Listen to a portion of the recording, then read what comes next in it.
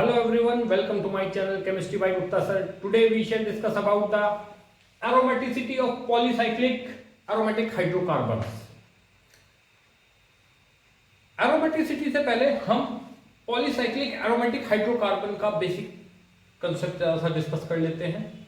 Polycyclic aromatic hydrocarbons are aromatic hydrocarbons that consist of fused aromatic ring. That consist of fused aromatic rings. That consist of fused aromatic rings like naphthalene,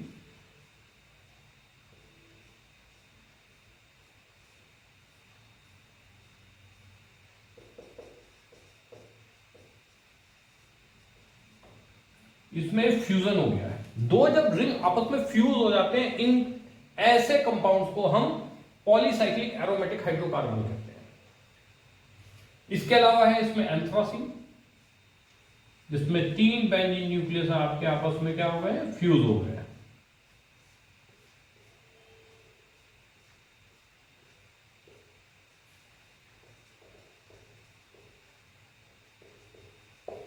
फिनेल्फ्रीन,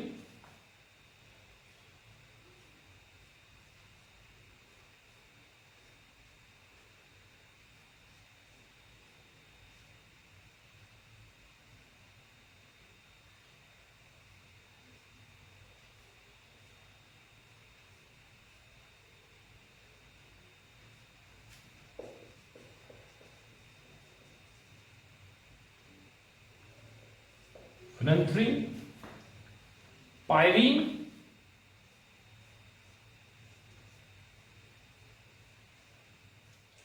कोरोनिन,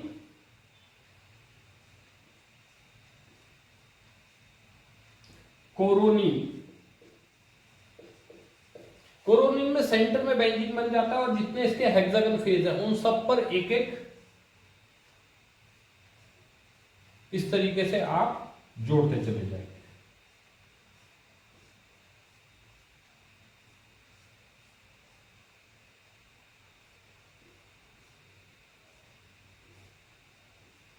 this is कोरोनिन. Benzene के बीच में और बाकी alternate आप लगाते चलेंगे.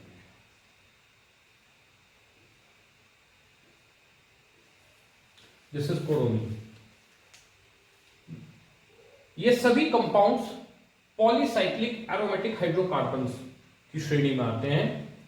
इन सब compounds में aromaticity किस कंसेप्ट पे आधारित है, किस तरीके से एरोमेटिसिटी को हम फाइंड आउट करते हैं, आज के टॉपिक में हम इसके बारे में डिस्कस करेंगे. तो सबसे पहले हम बात कर लेते हैं the criteria for aromaticity in usually monocyclic hydrocarbons. ठीक है ना, किसके थ्रू हम अप्लाई करते हैं, इसमें हम क्या यूज करते हैं, जो हक्कल रूल हो गया, वो यूजुअली वो कंसेप्ट भी हम यहां पर अप्लाई करते हैं. मींस हम कह सकते हैं the criteria for aromaticity in monocyclic hydrocarbons can also be applied for up to certain limit. ठीक है ना, फॉर पॉलीसाइक्लिक हाइड्रोकार्बन्स. कंप्लीटली नहीं. आपने कहा सर दोनों में फर्क क्या है, अभी बताते हैं. जैसे कुछ कंसेप्ट में कई बच्चे क्या करते हैं, कई बुक्स में लिखा हुआ है कि जिस तरह पायरीन की एरोमेटिसिटी निकालनी हो या कोरोनिन की निकालनी हो, तो उस केस में बीच के जो यहाँ पर रेजोनेट करने के बाद जो इस बॉन्ड पे आएगा आपका डबल बॉन्ड, उसको नेग्लेक्ट कर देते हैं कि सर हम तो पेरिफेरी के केवल इलेक्ट्रॉन काउंट कर लेंगे, सेंटर का नहीं काउंट करेंगे. तो आज वो सारे डाउट्स को मैं क्लियर करता हूं किस तरीके से पॉलीसाइक्लिक एरोमेटिक हाइड्रोकार्बन्स की एरोमेटिसिटी हम लोग कैलकुलेट करेंगे. तो सबसे पहले शुरू करते हैं.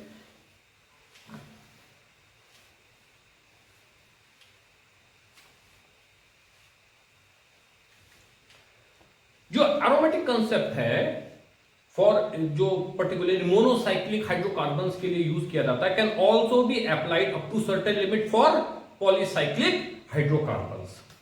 But Huckel rule is not valid for many compound containing जिनमें 3 और more than 3 fused aromatic nuclei हैं. उनके लिए हक्कल रूल वैलिड नहीं रहता है, हक्कल रूल हम अप्लाई नहीं कर पाते हैं। तो उनके लिए क्या है, उनके लिए हम दूसरे रूल को चेक करते हैं। और क्योंकि हक्कल रूल की लिमिटेशन है कि it is applicable only for monocyclic aromatic hydrocarbons के लिए।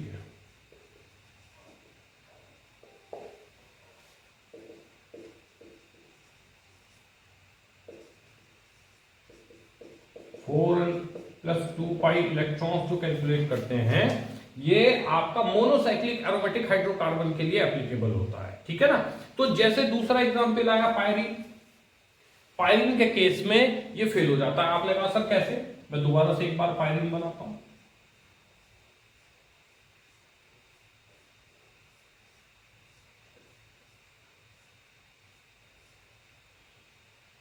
अब देखिएगा मैं बीच में जानबूझ के बना रहा हूं।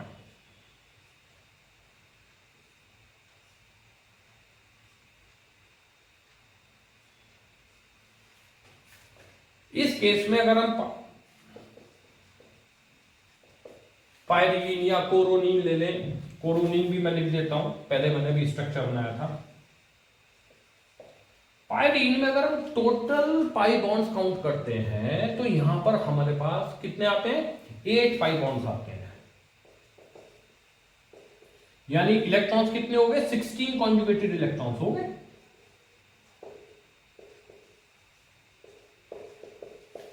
हाउ मेनी इलेक्ट्रॉन, 16, क्योंकि एक पाई बॉन्ड में 2 इलेक्ट्रॉन, तो टोटल 16 हो गए। तो ये कौन सा फॉलो करता है, तो 4n पाई इलेक्ट्रॉन सिस्टम हो गया।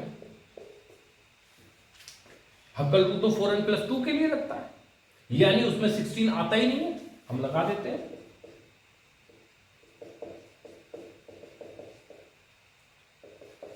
n की वैल्यू 0 से स्टार्ट कर दे, अगर n 0 है तो उस मॉलिक्यूल में कितने पाई इलेक्ट्रॉन होंगे, 2 पाई इलेक्ट्रॉन्स होंगे। अगर n की वैल्यू 1 है तब कितने पाई इलेक्ट्रॉन होंगे, 6 पाई इलेक्ट्रॉन्स होंगे। फर्स्ट वाला किस में आता है एग्जांपल, n की value 0, cyclopentadienyl anion, this is aromatic anion, इसमें क्या 2 पाई इलेक्ट्रॉन्स है। ये क्या है, cyclopentadienyl anion, it is aromatic. और n=1 ये बेंजीन है, और n=2 कहां पर आता है, n=2 अगर लगाते हैं तो 4 to the 8 + 2 यानी कि 10 नफ्थलीन में आता है। और अगर n=3 ले लेते हैं तब 3 4 जा 12 + 2 14। और अगर n=5 लेते हैं, 4 लेते हैं, तो आपके पास आता है 4 4 16 + 2 18। यानी हक्कल रूल के अकॉर्डिंग तो 16 आता ही नहीं है सीक्वेंस में। इसका मतलब पायरीन पर हक्कल रूल अप्लाई नहीं होता है। तो फिर आप कैसे अप्लाई करेंगे, तो कुछ टीचर्स इसको ऐसा मानते हैं कि ये सेंटर वाले को सर नेग्लेक्ट कर देंगे, और क्योंकि कॉन्जुगेशन तो पेरिफेरल है, double single double single double single double single double single, तो ये पेरिफेरी पे केवल काम करेगा, सेंटर वाला इंक्लूड नहीं करेंगे। अगर हम एनएमआर स्पेक्ट्रोस्कोपी से चेक करते हैं तो बेंजीन पायरीन का हर एरोमेटिक जो हर रिंग है वो एरोमेटिक है, उसकी रिंग करंट बेंजीन की तरह से आती है। इसका मतलब ये चारों रिंग क्या है, एरोमेटिक है। इसका मतलब पाई बॉन्ड क्या है, एरोमेटिसिटी का पार्ट बना है। तो यानी ये कंसेप्ट तो फेल हो गया।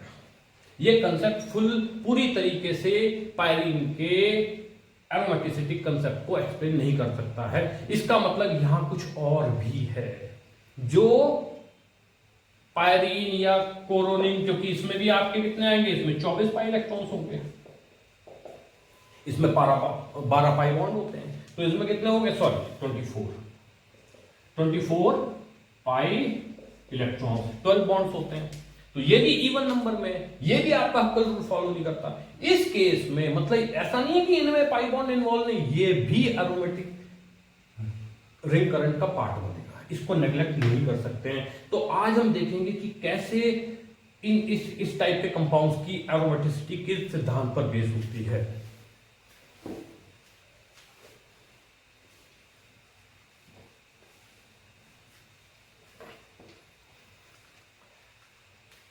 तो पायरीन एंड क्लोरीन लाइक जो इस तरह के कंपाउंड्स हैं जिनमें more than one fused ring जुड़े हुए होते हैं, तो इस तरह के लिए जो हम एरोमेटिसिटी के लिए रूल लगाते हैं वो हमारा रूल है क्लार्क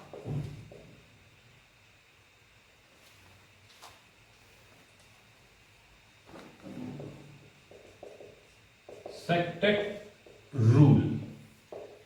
रूल दो तीन इसमें इंटरप्रिटेशन आए हैं, जैसे जो पेरिफेरल वाला है वो है प्लेट्स रिंग पेरीमीटर रूल।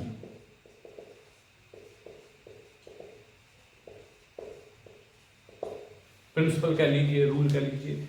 ये प्लेट्स रिंग जो रूल है ये बताता है कि जो केवल पेरीफेरी के पाई इलेक्ट्रॉन्स है कॉन्जुगेशन के, केवल उनको काउंट करना है, सेंटर वाले को छोड़ देना है। तो मैं इससे एग्री नहीं करता, क्योंकि मैक्सिमम सभी जितने भी रिसर्च पेपर्स हैं या जो डिटेल है उनमें सभी ने क्लार्क सेक्सटेट रूल को ही सही माना है, जो पायरीन और इससे रिलेटेड जितने भी दूसरे अदर एग्जांपल्स हैं उनकी अधिकतर की एरोमेटिसिटी कंसेप्ट को क्लियरली बताता है। तो आज हम बात करेंगे क्लार्क सेक्सटेट रूल, जो पायरीन की एरोमेटिसिटी के लिए यूज किया जाता है। ठीक है ना। जो जितने भी और इसके अलावा जो और भी दूसरे दिए गए हैं उन सब में मोस्ट प्रोबेबली सक्सेसफुल मॉडल है। ठीक है, जिसको 1972 में क्लार्क ने दिया था अपनी बुक द एरोमेटिक सेक्सटेट, जो बुक का नाम था द एरोमेटिक सेक्सटेट, और ये क्लार्क ने कंसेप्ट किया था सबसे पहले 1972 में। आज हम इसी के बारे में देखते हैं। अकॉर्डिंग टू दिस प्रिंसिपल जो पायरीन है, पायरीन में जो 16 पाई इलेक्ट्रॉन है, ये हक्कल रूल के अकॉर्डिंग नहीं, ये वो कहते हैं जो भी आपका मॉलिक्यूल के अंदर बेंजीन लाइक रिंग्स हैं, they are mainly responsible for aromatic ring currents. Means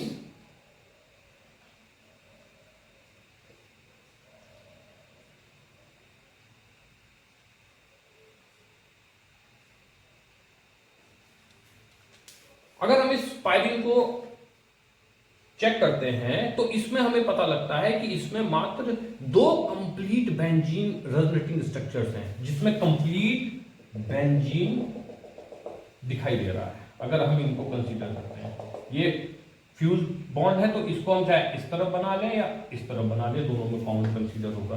तो ये देखिए 2 रिंग हैं, एक ये रिंग और एक ये रिंग। अगर हम इसको इस तरीके से देखते हैं,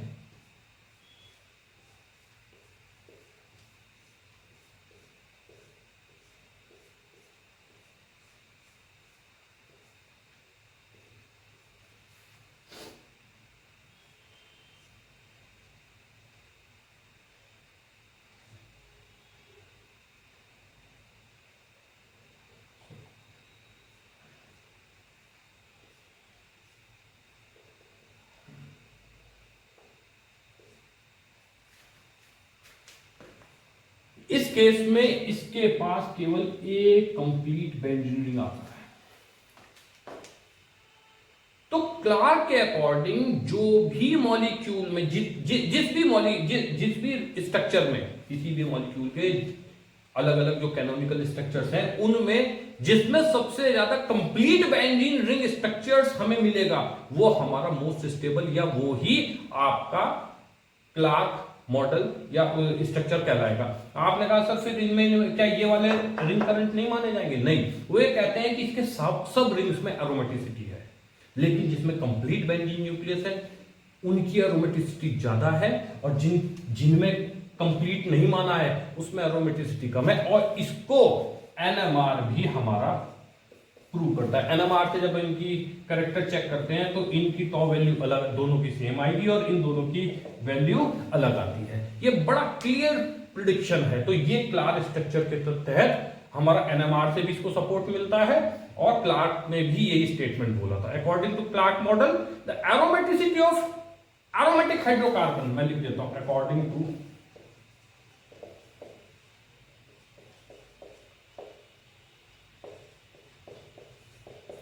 क्लार model, the aromaticity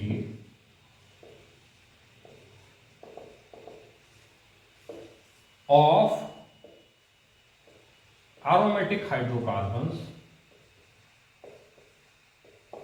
having more than 2 or 3 fused ring compounds, ठीक है ना, is regarded as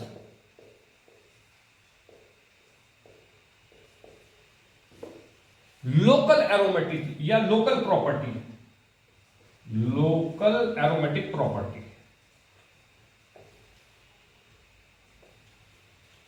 लोकलाइड माना है, उसने कहा है कि जिसमें कंप्लीट होगा द कैकुलर रेजोनेटिंग स्ट्रक्चर, जो इसके भाई इसमें हमने ये भी इसका कैनोनिकल स्ट्रक्चर्स है, ठीक है ना, या कैकुलर रेजोनेटिंग स्ट्रक्चर कह सकते हो, with the largest number of aromatic sextet, the resonating structure जिस भी आप कंपाउंड के बनाएंगे, ठीक है ना, with the largest number of aromatic sextet.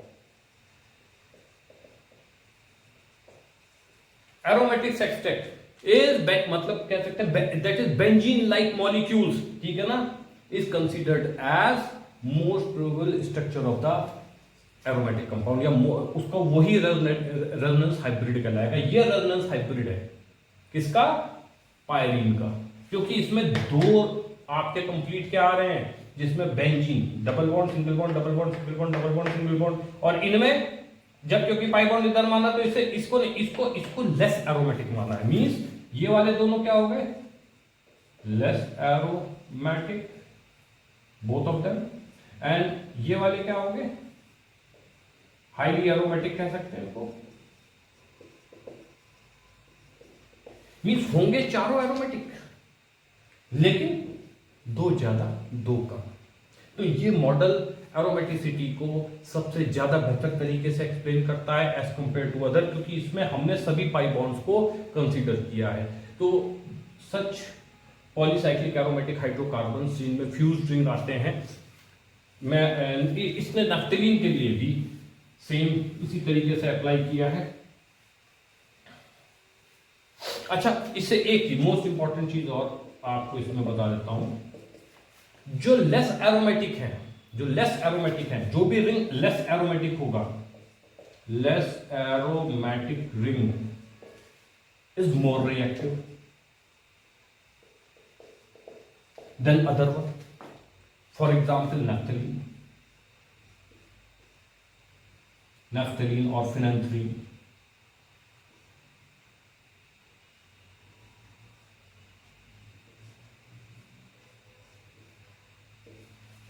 देखिए, ये माना फिनेंथ्रीन है आपका,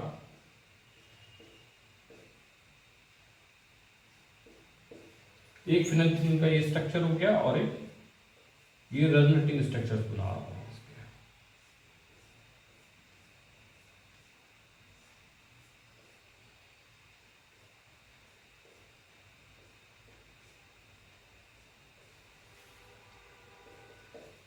इसके फिनेंथ्रीन के रेजोनेटिंग स्ट्रक्चर्स हैं। अगर फर्स्ट स्ट्रक्चर हम देखते हैं, इसमें दो एरोमेटिक सेक्सटेट डेवलप हो गए हैं, 2, तो और इस वाले में केवल एक। तो according to Clark, this one is more trivial structure of anthracene, और ये दोनों क्या है? हाईली एरोमेटिक है, हाईली एरोमेटिक रिंग्स हैं, और जबकि ये वाली क्या है? लेस एरोमेटिक रिंग आ गई।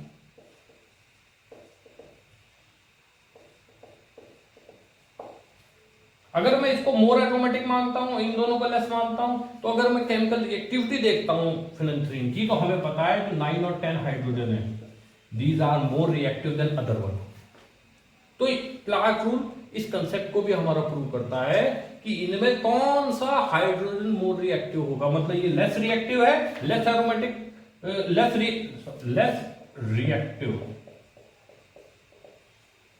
Less reactive aromatic ring, correct है।